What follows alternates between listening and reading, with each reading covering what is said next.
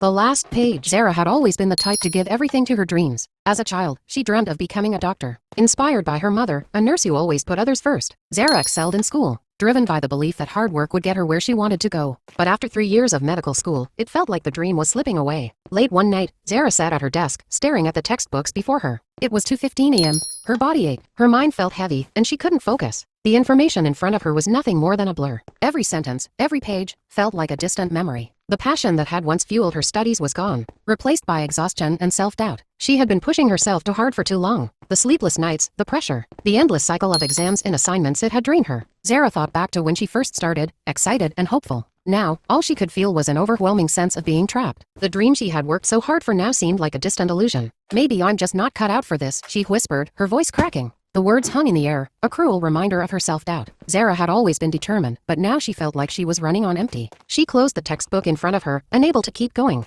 As her head hit the pillow, she closed her eyes, hoping for a reprieve from the constant pressure. The next morning, something shifted. As the sunlight streamed into her room, Zara realized she couldn't keep going this way. She needed a break, a chance to recharge. She stepped outside, feeling the fresh air hit her skin. For the first time in months, she wasn't thinking about exams or deadlines. She was just breathing. The walk helped clear her mind. She wasn't sure what to do next, but she knew one thing: she couldn't let the burnout consume her. She needed balance. Zara spent the following days reconnecting with the things she had, neglected her friends, her hobbies, and even simple things like reading for pleasure. When she returned to her studies, she approached them differently. She didn't expect perfection. Instead, she focused on progress, learning to enjoy the process again. Her grades weren't as high as before, but for the first time in a long while, she felt at peace with herself. Months later, Zara stood at her graduation ceremony, a smile on her face. She had made it, not because she had aced every exam, but because she had found her passion again. She had learned that it wasn't about being perfect. It was about pushing through the hard times and finding joy in what she did. As her name was called, Zara walked across the stage, her heart swelling with pride. She realized then that this was just the beginning. The journey hadn't been easy, but it had shaped her into someone who could face any challenge ahead.